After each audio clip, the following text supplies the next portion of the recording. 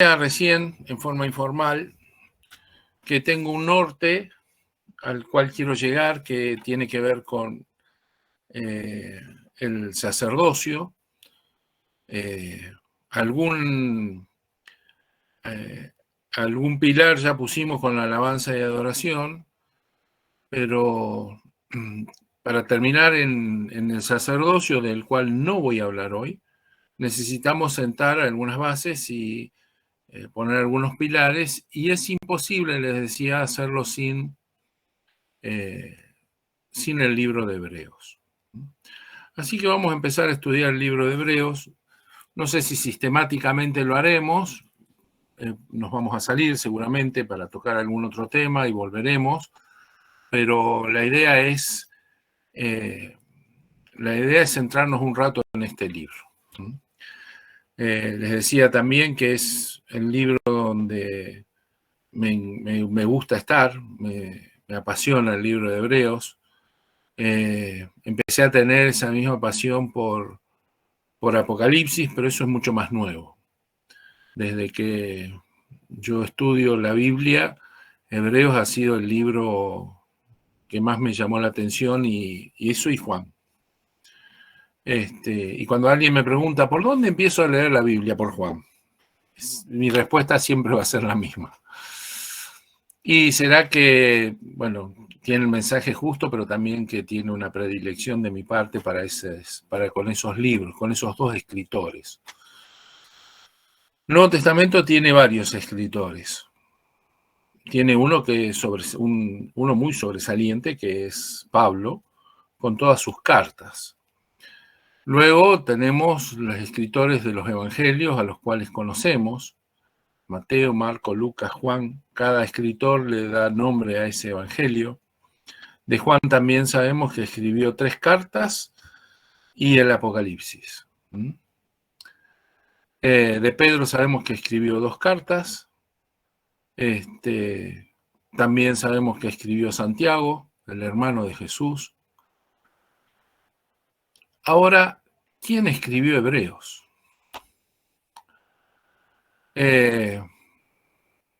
Después de mucho tiempo de trabajar con este libro y de trabajarlo no desde el castellano, sino desde su original, desde su idioma original, no hay quien me convenza de que lo escribió Pablo. Es prácticamente imposible que lo haya escrito Pablo, por un montón de cuestiones. Este no fue un libro escrito, una carta escrita por Pablo. ¿Que fue escrita por alguien muy cercano a Pablo? Sí, porque tiene la doctrina de Pablo detrás en muchos aspectos, en muchos giros, pero tiene primero una estructura mental diferente. Pablo era un hebreo que pensaba y hablaba como los griegos, con ese desorden que tiene en su cabeza, y así expresa sus cosas y habla y te saluda como si se despidiera en la mitad de la carta y arranca de nuevo. Y bueno, ese es Pablo, ¿sí? Una escritura lineal donde habla un corchete y dentro del corchete habla un paréntesis, dentro del paréntesis una llave, y después la cierra ya al final, y uno tiene que hacer un curso para entender qué es lo que quiso decir y separar cada una de las cosas. Esta carta no fue escrita de esa manera. Eso en primer lugar. Esto fue escrito por un hebreo que pensaba como hebreo, que rumiaba las ideas como hebreo, que las ordenaba como hebreo, que las expresaba como un hebreo. Ese no es el escritor que fue Pablo, ¿sí? Por otro lado, es un escritor que utiliza un idioma, un vocabulario único.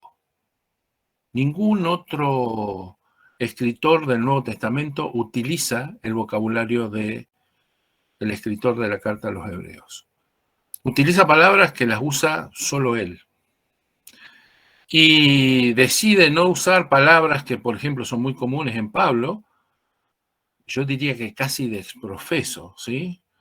Porque utiliza el idioma como si fuese un bisturí, con una precisión y con una poesía, una literatura ahí detrás de esta carta, solo comparable con el libro de Isaías. Después, no veo una literatura bíblica que pique tan alto. Con esto no estoy hablando del contenido, estoy hablando de la literatura, del hombre que escribió, de la mano que estaba detrás de esa pluma. Y sabemos que Dios respeta eso. O sea, yo estoy dando clase, les estoy hablando a ustedes, y yo no hablo como habla David. Y podemos decir las mismas cosas, pero Dios respeta a David y me respeta a mí y los respeta a cada uno de ustedes, y cada uno habla con su voz, con su vocabulario, con su forma, con su forma de expresar, con sus conceptos y con sus paradigmas, ¿no? Y así lo hizo con los escritores. Entonces, ¿quién escribió esta carta? La verdad no lo sé. Mi maestra me decía que Dios desprofeso no quiso decirlo porque justamente al ser una carta de tan envergadura, si hubiesen dicho, hubiese tentado a alguno a ponerlo en algún lugar, como lo hicieron con cada uno de los apóstoles, ¿sí? Que desde santos hasta estatuas le han puesto de todo. Yo tengo mi candidato, pero es mi candidato, es solamente una especulación mía, ¿sí? Nada más, pero en aquel momento cuando allá se pase lista, van a decir, y aquí el escritor de los hebreos, la carta a los hebreos, y por ahí me lleve la gran sorpresa seguramente, de que no es ni cerca del escritor que yo creí, pero como no tengo tantos a mano, entre los que yo tengo a mano, solamente Bernabé llena todas las cuestiones estas. Era un hombre, un hombre que conocía el mundo de los hebreos, pero que también tenía una cultura muy alta, era un profesional de estudio, y me da la impresión que podría haber sido, puede ser, pero eso no dice nada, más que una especulación mía, ¿sí? No le agrega ni le quita nada al asunto. Lo que sí sé es que fue Pablo. Cuando uno lo lee, no es Pablo el que está escribiendo. Por otro lado, esta carta desde siempre se conoció como la carta a los hebreos. Y se la conoce como la carta a los hebreos por su contenido, porque es una carta dirigida expresamente a gente que conoce la cultura hebrea. Si no, no entiende esta carta. Si uno no se mete en el mundo hebreo, en la cultura hebrea, en las costumbres hebreas, imposible. ¿Por qué no la escribió en hebreo? Eso no lo sé. Eso no lo sé. Pero lo cierto es que le está escribiendo al mundo hebreo en un idioma que los hebreos no era su idioma.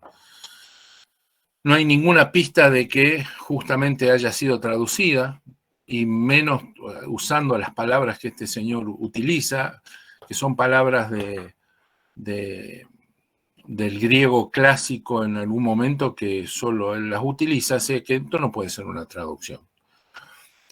Mi maestra también me decía, Hebreos es el comentario interno que la Biblia tiene de sí misma. Y es eso. Lo entendí desde el primer momento así. Si uno quiere entender de qué habla la Biblia y de qué trata todo el plan de Dios, ahí tiene que leer Hebreos. La carta a los Hebreos presenta el plan de Dios en una forma espectacular.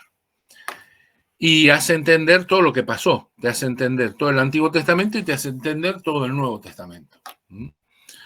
Eso es fantástico. ¿De qué habla Hebreos? Y Hebreos no puede hablar, si estamos hablando del plan de Dios, no puede hablar de otro que no sea de Cristo, ¿sí? Hebreos lo presenta desde un punto de vista y Apocalipsis lo presenta desde otro punto de vista. Ambos libros te van a hablar de Jesús, ambos libros te van a hablar del Hijo, pero enfocados desde dos miradas distintas. Uno mira, déjenme decir, hacia atrás, hacia el Antiguo Testamento y lo pone todo en orden y lo proyecta sobre el Nuevo Testamento, y el otro mira hacia adelante y te habla de la profecía de Apocalipsis. Ese es el marco de Hebreos. No está ahí, no aparece la palabra hebreo, pero ¿quiénes eran los hebreos? Me interesa marcarlo. ¿Cuál fue el pueblo hebreo? Lo definimos como el pueblo de Dios, pero ¿por qué le llamaron hebreos? Los híbridos y todas estas historias. La Biblia marca la primera vez que se les habló, les llamó hebreo. Pero ¿qué significaba hebreos? En el fondo, ¿qué es lo que significa ese nombre? Y el nombre hebreos significa los cruzadores de ríos, cruzadores de aguas, los que cruzan las aguas. Y me gusta remarcarlo porque si vamos a meternos a estudiar esta carta, me gusta tomar esa posición, la posición de aquellos que estén decididos a mojarse, a nadar si es necesario. La cantidad de figuras bíblicas que tenemos de cruzadores de aguas es fantástica, más allá de las realidades del Jordán y del Mar Muerto y todas estas historias, hasta Jesús diciéndole a sus discípulos, pasaremos al otro lado, y toda la figura que en el Nuevo Testamento se hace del cruce del Jordán, que es bueno saber que esta carta habla a gente que tenía o que tiene o que debemos tener la necesidad, las ganas y la visión de poder cruzar todas las aguas que se nos pongan por delante. Como cuestión anecdótica ahora, estaba viendo un video de un hebreo, no tenía nada que ver con esto, pero él analiza algunos nombres y analiza el nombre Elohim a través de una simbología especial que utilizan los hebreos, y decía que el nombre Elohim justamente es el Dios o el Señor de las aguas. Nunca había escuchado eso, no lo estoy afirmando, pero digo, yo justamente voy a hablar de los que cruzan las aguas y me caía esta historia ahí, lo pongo como una cuestión como una nota de color simplemente. Bueno, ¿de qué habla Hebreos? Vamos a Hebreos capítulo 1. Les voy a compartir una pantallita.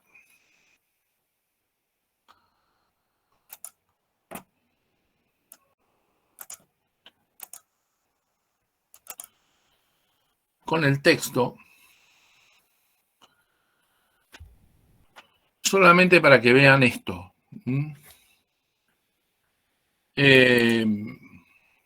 Fíjense, ahí yo puse Hebreos capítulo 1 y capítulo 2 en paralelo, y los primeros 3 versículos del primer capítulo y los primeros 4 del segundo capítulo, el primer párrafo de uno y de otro, pintado en amarillo, y el resto sin pintar.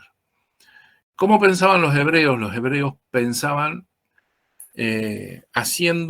rumiando y rimando ideas, conceptos.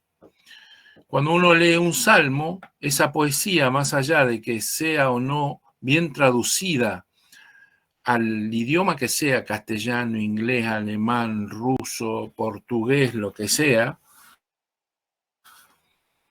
si lo hace bien o no el traductor, no debería perderse nunca el hecho de la poesía hebrea, si uno conoce cómo funcionaba la poesía hebrea. La poesía hebrea funcionaba haciendo rimar ideas.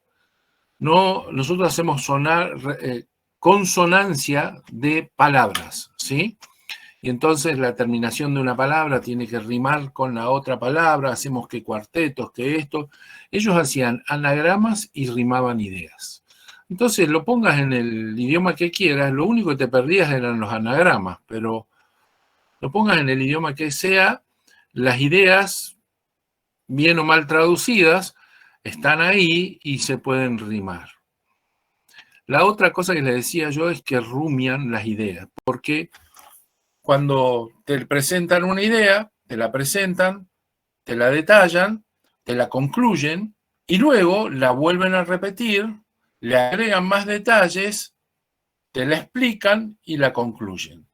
Un caso típico es Mateo 24. El Señor Jesús te dice, y este es el fin, pum, pam, pim, y terminó el Apocalipsis y arranca de nuevo y te lo vuelve a explicar. Y te vuelve a poner nuevas cosas en el texto del final de los tiempos de Mateo 24, y si uno no lo sabe entender, parece que Jesús estuviese hablando de dos cosas distintas cuando está hablando de la misma cosa y la repitan, hace exactamente lo mismo. En el principio era el verbo, punto. La palabra. Y la palabra era hacia Dios, punto. Y la palabra era Dios, punto. ¿No lo entendiste? En el principio la palabra era hacia Dios, punto. Te lo resumen, ¿sí? Y así lo va haciendo. Aquí pasa exactamente lo mismo. El primer párrafo, el que está en amarillo, corresponde y rima en cuanto a concepto, a contenido con el segundo. Y el primer párrafo está explicado o explayado en el segundo párrafo en amarillo, y lo mismo pasa con el párrafo que no pinté, ¿sí?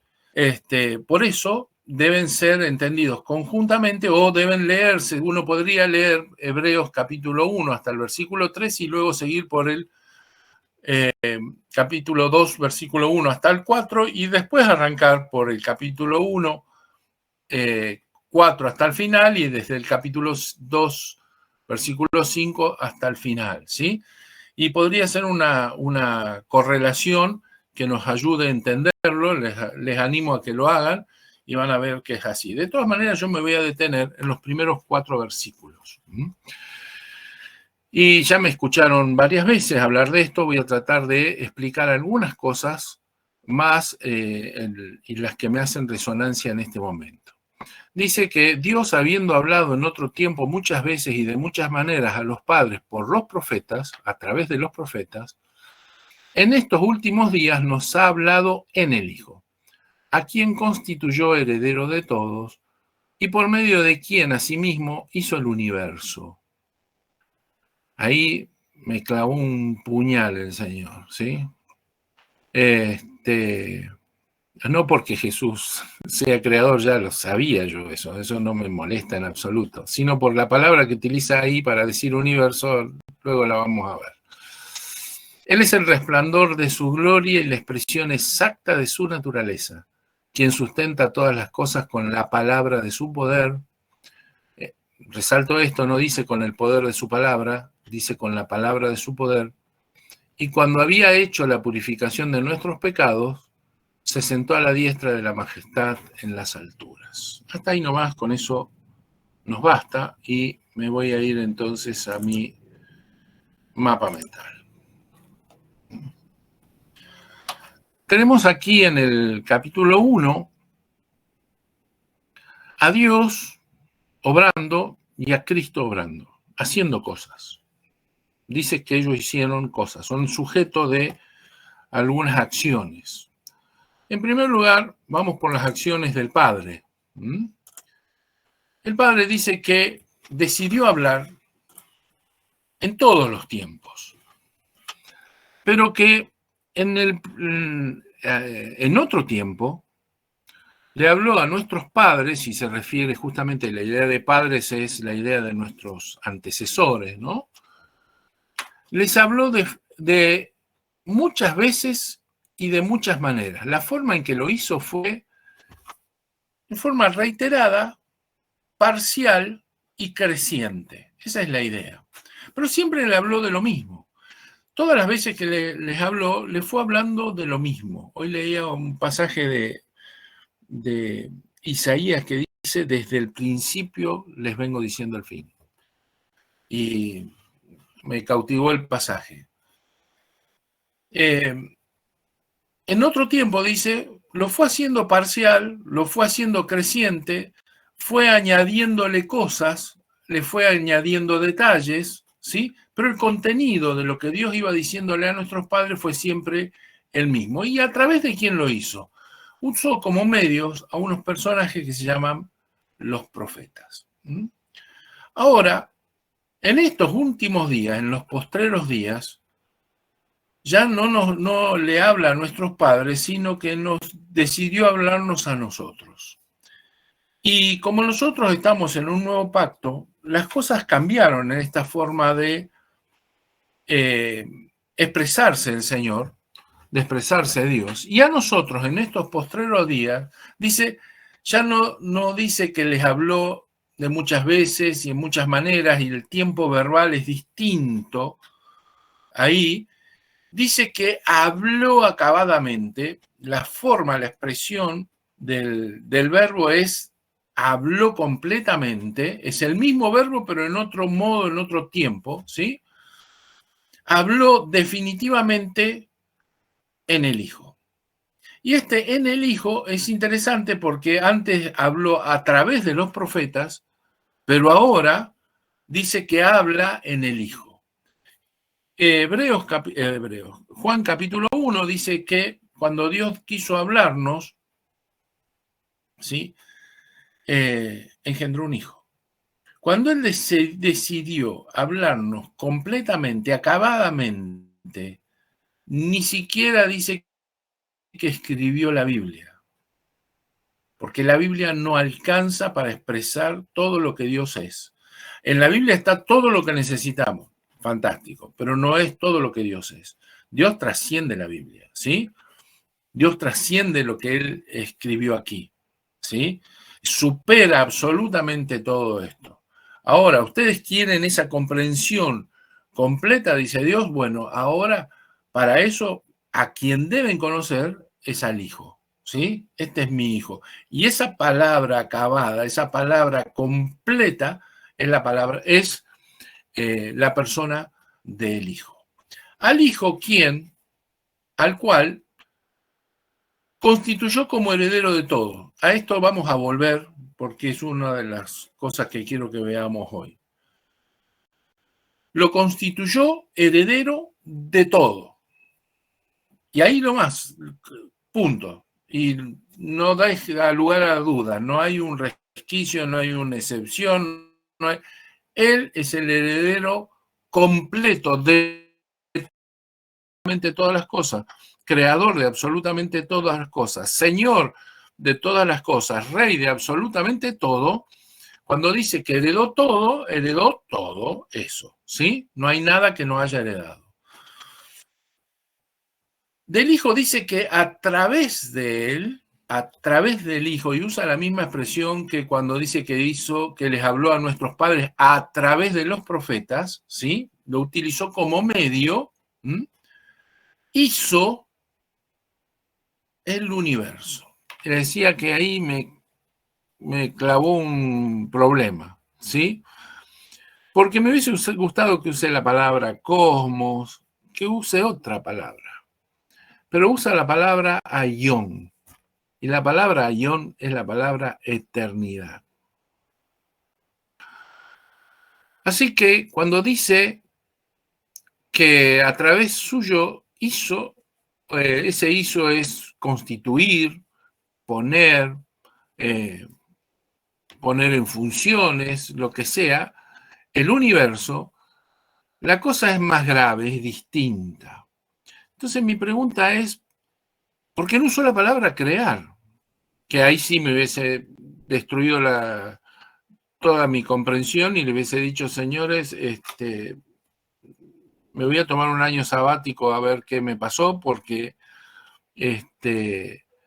para mí el universo es justamente el lugar, la dimensión no creada de Dios, ahí está la clave, porque es donde Dios existió siempre. Y digo, ¿por qué no usa la palabra crear? y les decía que este escritor es muy caprichoso, mientras la palabra crear, que es ectisis, aparece en todos los libros del Nuevo Testamento, prácticamente en todos, en algunas cartas nomás no aparece, en el libro de Hebreos no aparece ni una sola vez. Nunca. No aparece nunca la palabra crear, ¿sí? Ni siquiera en Hebreos 11:3, cuando habla de que por la palabra fueron constituidos los cielos y la tierra. No usa la palabra crear y no la usa acá, sobre todo. Cuando habla de que hizo o puso, para mí es la idea del puso a disposición la eternidad, ¿sí? Y bueno, la verdad es que no lo había visto antes, estoy enamorado de esa expresión, pero todavía no la mastiqué lo suficiente.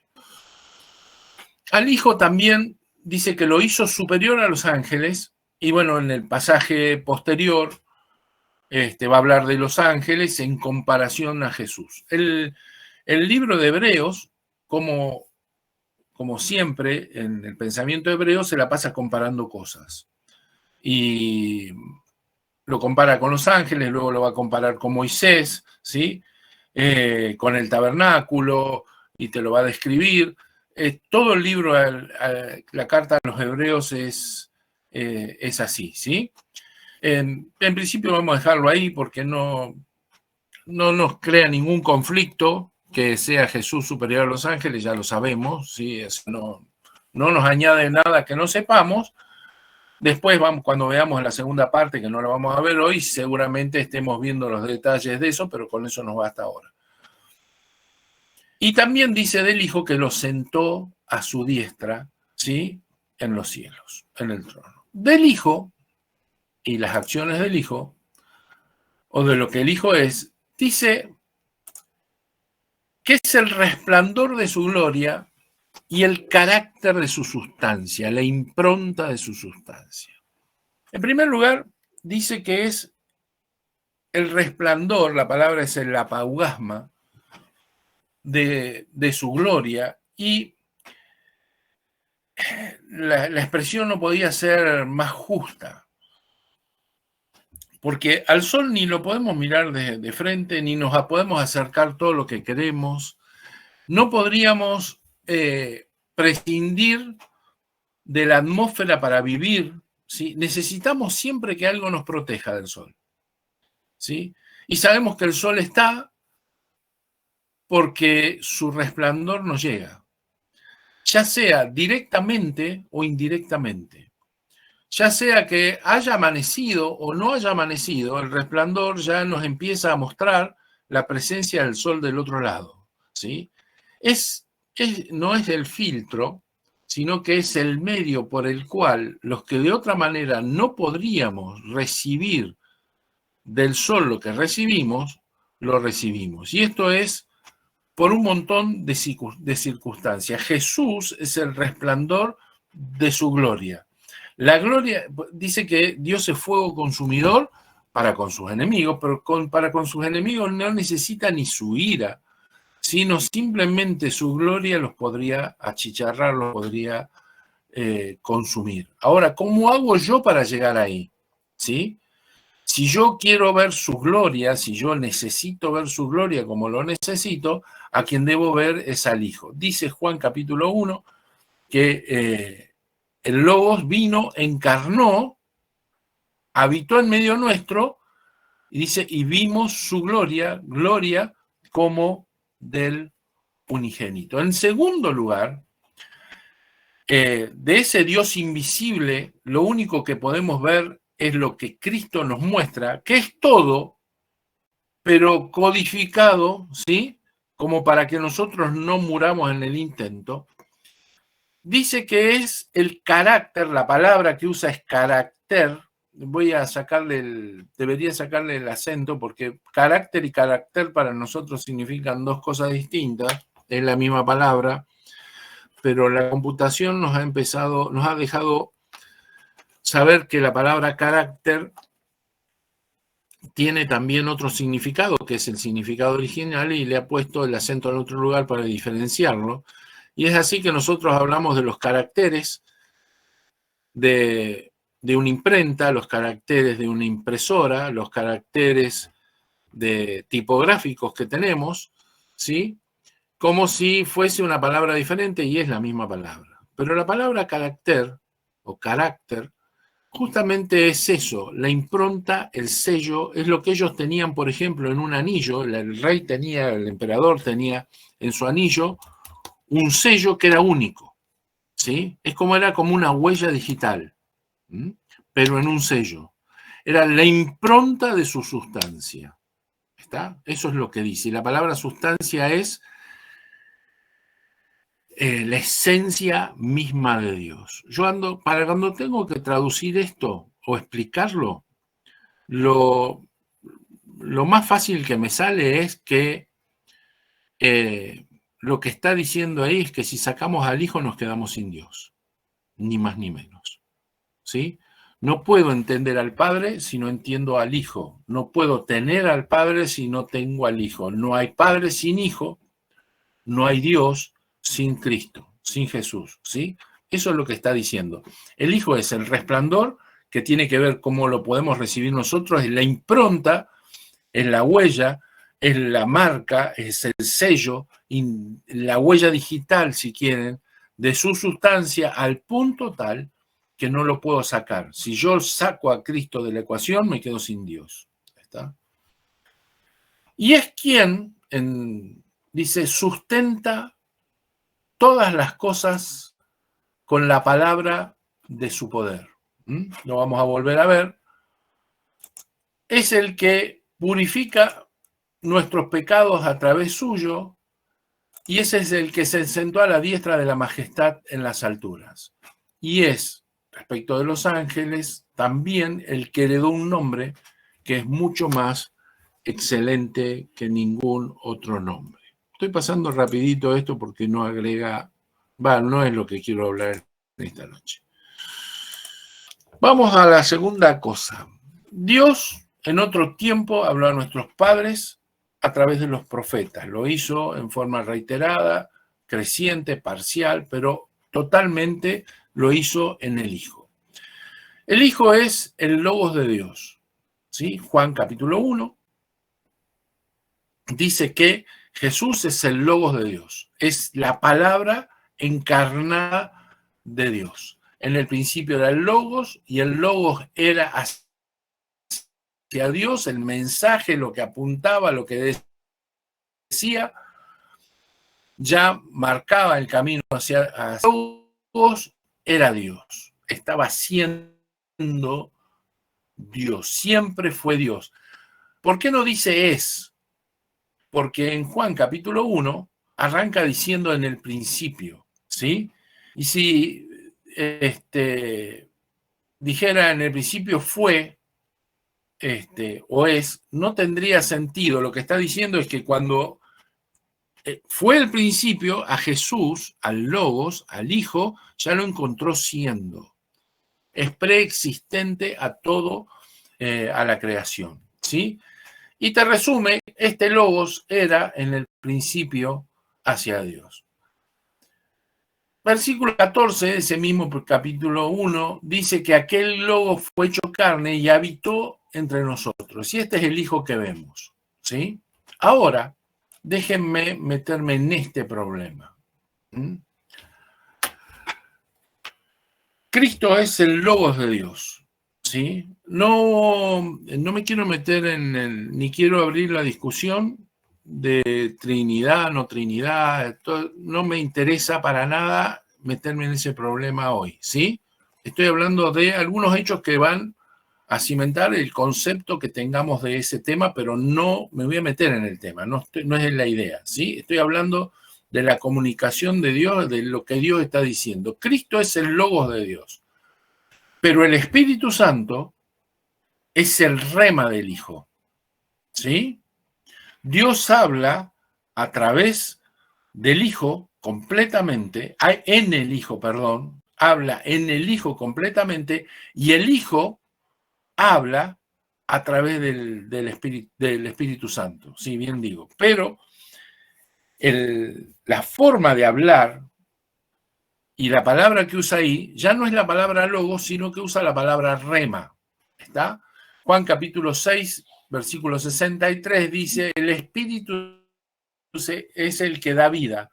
La carne para nada aprovecha, pero las palabras que yo os he hablado, las remas que yo les he hablado, son espíritu y son vida. Del Espíritu Santo se habla y se lo nombra como espíritu de vida al menos 2 veces más en Romanos y en Apocalipsis, ¿sí? ¿Y qué significa la palabra rema? La palabra rema es un mensaje especial con nombre y apellido, es un mensaje de WhatsApp, ¿sí? Es una orden expresa, ya no es un concepto, ya no es lo que Dios quiere decir, es una palabra práctica, un mensaje práctico específico para una persona. Por eso dice, Dios se quiso revelar, es un logos, ¿sí? La revelación es un logos y lo hace en el Hijo. Pero ahora la expresión de la voluntad de Dios y del mensaje específico que cada uno de nosotros necesita es un rema del Hijo a través del Espíritu Santo, ¿sí?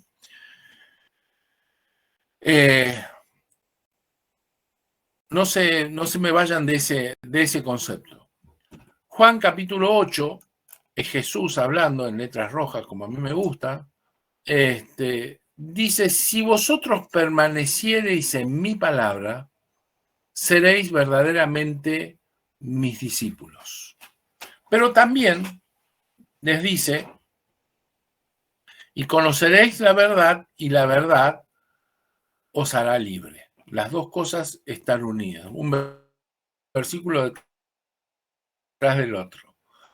Si permanecéis en mi palabra, y conoceréis la verdad, y la verdad os hará libres, ¿sí?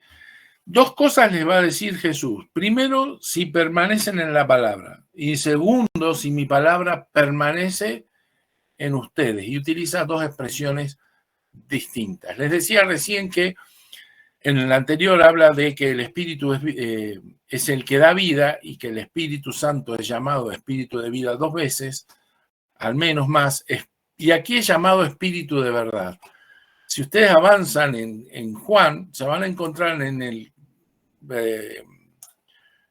capítulo 14, que dice, el Espíritu de verdad, al cual el mundo no puede recibir porque no le ve ni le conoce, pero vosotros le conocéis porque mora con vosotros y está con vosotros, hablando del Espíritu Santo. Pero dice, cuando venga el Consolador, hablando del Espíritu Santo, a quien vosotros, esto es ya capítulo 15, a quien yo os enviaré del Padre, el Espíritu de verdad, del cual procede del Padre, él dará testimonio acerca de mí.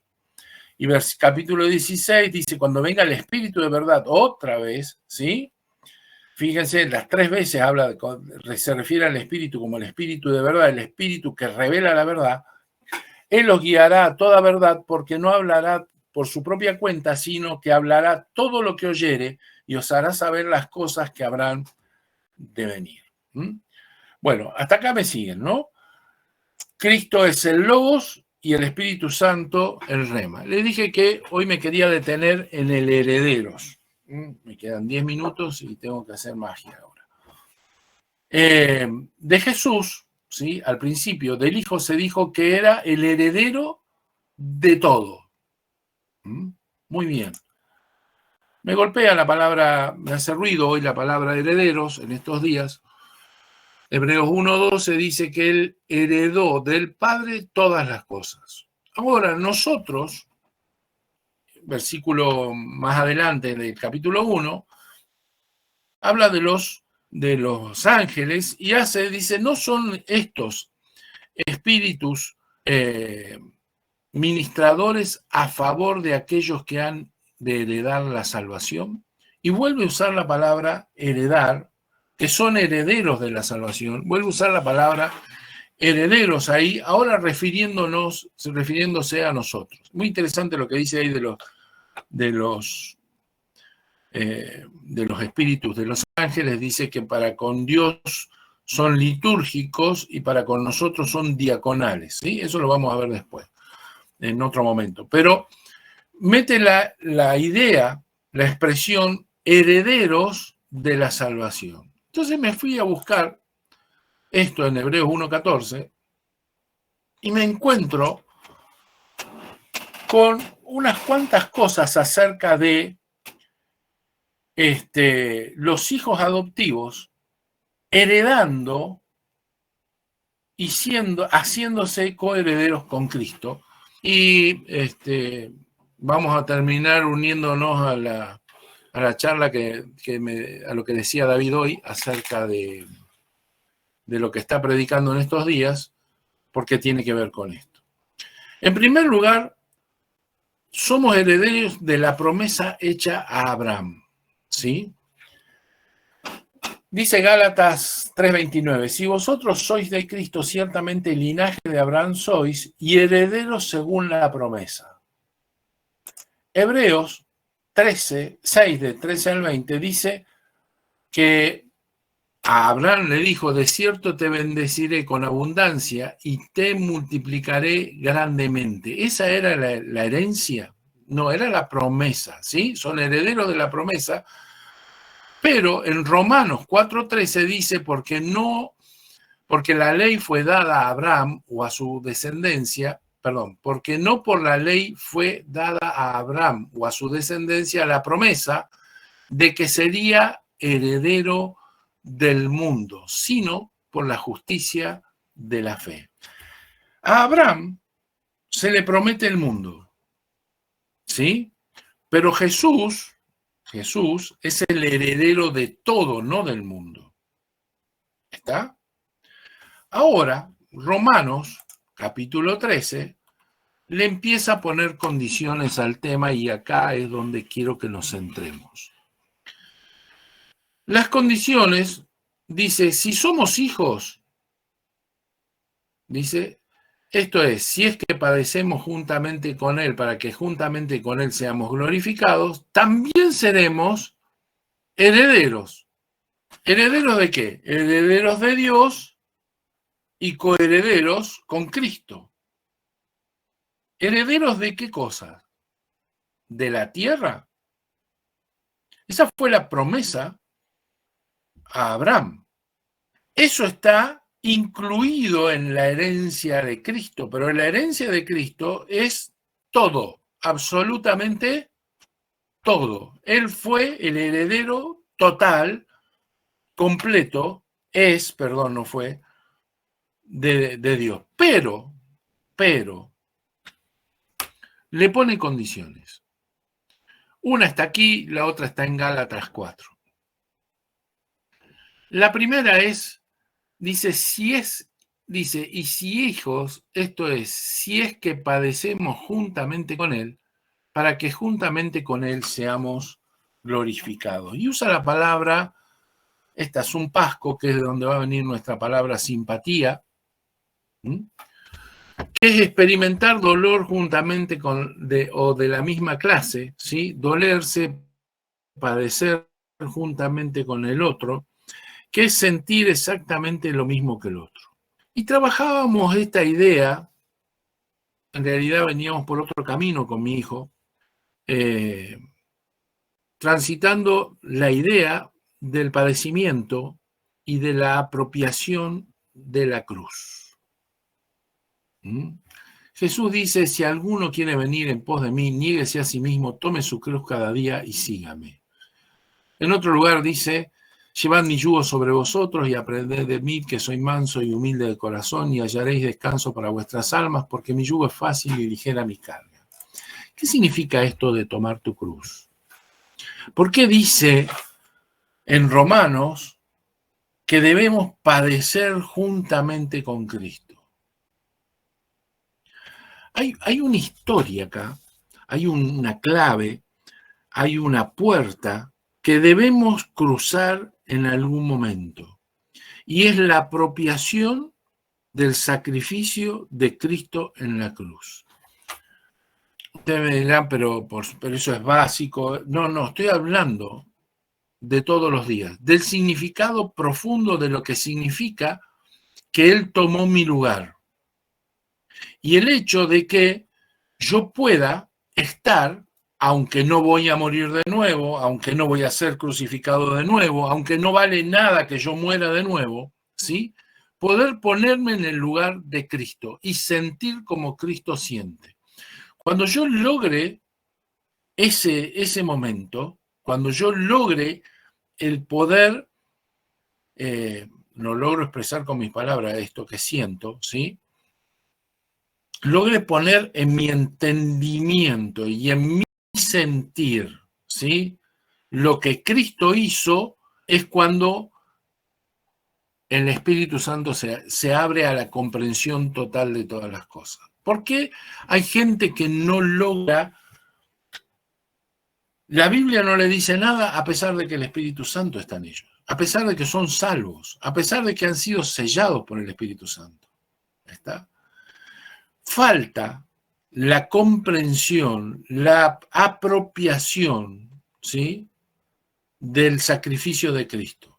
El toma tu cruz no es una cuestión menor. No sé cómo te la vendieron, sí sé cómo me la vendieron a mí, pero es la apropiación plena del sacrificio de Cristo en mi vida. Es el poder entender y sentir lo que Cristo hizo de una forma más elevada. ¿Y cuántas veces? Todas las veces que lo necesites, todos los días, ¿sí? Por eso habla de sentir, de dolerse exactamente de la misma manera. Si padecemos juntamente con Él, para que juntamente con Él seamos glorificados, dice, ¿sí?